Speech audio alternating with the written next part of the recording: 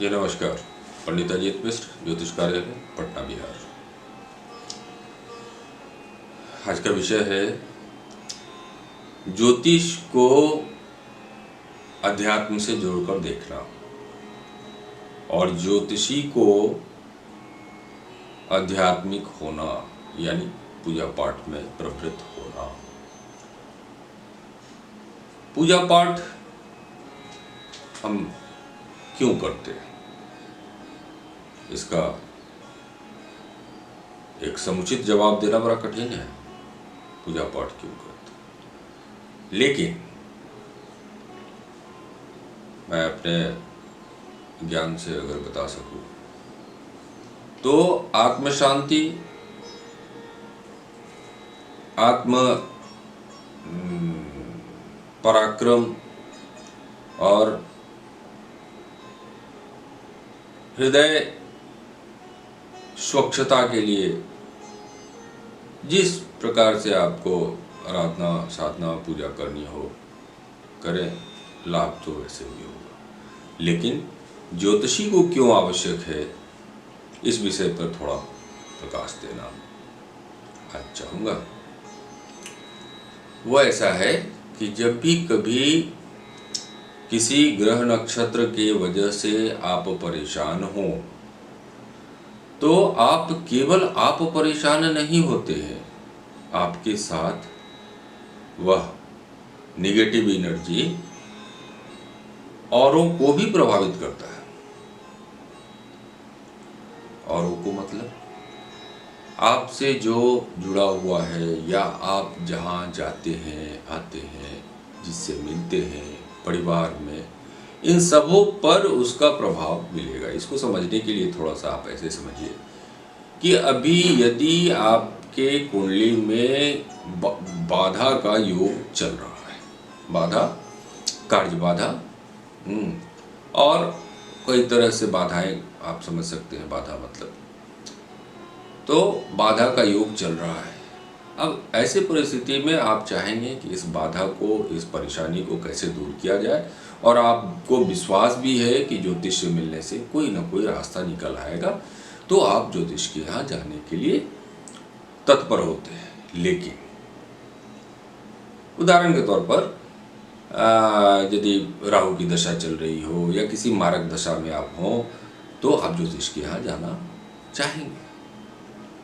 आप उन दिनों ज्योतिष के यहाँ जाने में, ज्योतिषी के यहाँ जाने में आप प्लान करते रहेंगे, रोज सोचते रहेंगे, आज जाएंगे, कल जाएंगे, लेकिन आप जा नहीं पाएंगे। ये भी बाधा योग को दर्शाता है।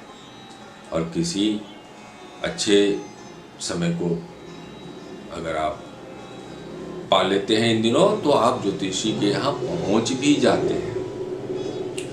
और अगर वहाँ भी पहुँचकर आपके जो निगेटिव एनर्जी है, जो ग्रह दशा आपकी चल रही है, जिसमें आप पर निगेटिव एनर्जी अत्यधिक होगा, तो वो उस ज्योतिषी जो आपको मार्गदर्शन देगा उसको भी प्रभावित कर सकता है, क्योंकि आपके तो कार्य बाधा के योग चल रहे हैं। तो आपका काम होगा कैसे? अब ज्योतिषियों के लिए आवश्यक है कि वो प्रभाव में न आए और अपनी दिशा को दुरुस्त रखे। तो भगवत भजन, साधना, आराधना तो उनके लिए आवश्यक हो जाता है। इसका बहुत नज़दीक से मेरा अनुभव रहा है कि यदि मेरे साथ माँ भगवती की कृपा नहीं होती तो कई परिस्थितियाँ ऐसे आती है कि हम आपके लिए फलाफल कहने से या फलाफल कहने को जब प्रवृत्त होते हैं तो मुझे ही कोई ना कोई बाधा घेर लेता है और आपका काम होते होते रह जाता है, या फिर हमारे बुद्धि, हमारे गुणसूत्र, हाँ, उनमें ही बाधा परेशानी आ जाती है ताकि हम आपको सही रास्ता न दिखा सकें। तो इन परिस्थितियों को आप समझें कि हमारा एक दायरा है मनुष्य हैं, ज्योतिषी कोई भगवान नहीं होता है कि उस पर प्रभाव नहीं पड़ेगा, वो सर्वशक्तिमान है, ऐसा नहीं है। हम आप में से ही एक इस विद्या को जानने वाला ज्योतिषी है। तो इस परिस्थिति को आप अध्यात्म और साधना आराधना से अपने आप को मजबूत बना सकते हैं और किसी और को कुंडली द्वारा मार्गदर्शन या मार्ग प्रशस्त कर सकते हैं। तो कहने का मतलब ये है कि किसी भी स्थिति में पूजा पाठ तो अच्छी चीज ही है, लेकिन जो कार्य है ज्योतिषीय कार्य, उसमें पूजा पाठ का होना, शक्ति को प्राप्त करना, माता की आराधना करना या जो भी देवी देवता को लोग मानते हो, उनकी कृपा आवश्यक हो जाती है। क्योंकि आप अगर किसी परेशान व्यक्तियों से मिल रहे हैं और उसको अपने ज्योतिषीय निदान को देना चाहते हैं, तो उसके कार्य बाधा को आपके ऊपर हावी नहीं होना चाहिए और आप उचित मार्गदर्शन दे सकें।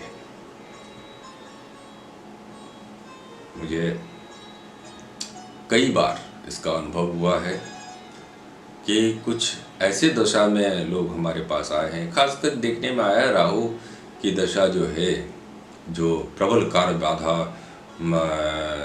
प्रदान करता है। तो ऐसे स्थिति में क्या होगा कि आप जहाँ मिल रहे हैं वहाँ एक ऐसी परिस्थिति उत्पन्न होगी कि उनके कुंडली को न देखकर बाकी और किसी कार्य में आप व्यस्त हो जाएंगे और उनका काम नहीं होगा। तो थोड़ी साधना आराधना की तो आवश्यकता है ज्योतिषियों की। आज बस इतना ही जी, नमस्कार।